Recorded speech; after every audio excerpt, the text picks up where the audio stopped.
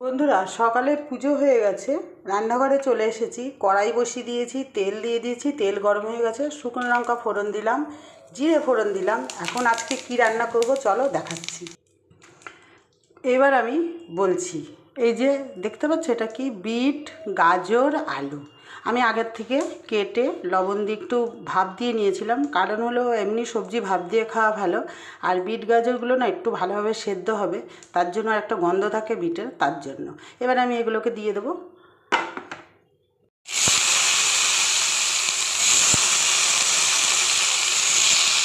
নাড়াচাড়া করবো, করে এর মধ্যে স্বাদ মতো লবণ, হলুদ দিয়ে দেবো,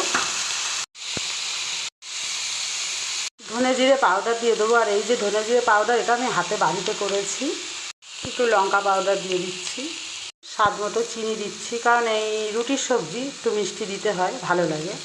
একসঙ্গে মিশিয়ে নাড়াচাড়া করবো, করে জল দেবো। তো আমি আজকে এই রেসিপিটা, বিট গাজরের তরকারিটা আমি পুরো নিরামিষভাবেই করছি, সম্পূর্ণ নিরামিষ।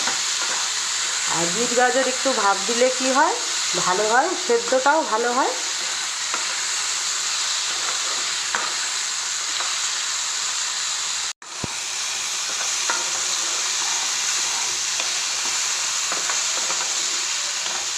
আমি জল দিয়ে দেবো।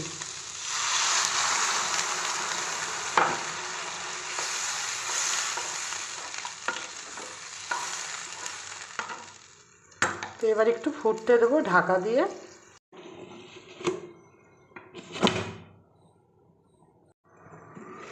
ঢাকাটা খুলে নিচ্ছি।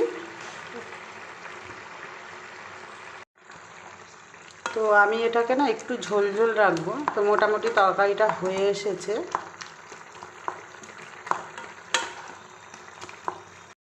এই যে ঘিটা আমি এর মধ্যে দিয়ে দিচ্ছি।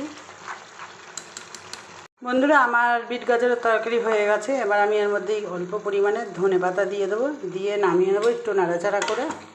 তো ভিডিওটা কেমন লাগলো অবশ্যই তোমরা বলো, আর কে কে বিট গাজরের তরকারি ভালোবাসো বলো, এইভাবে করে দেখো, খুব ভালো লাগবে। তো ভিডিওটা আমার এই পর্যন্ত।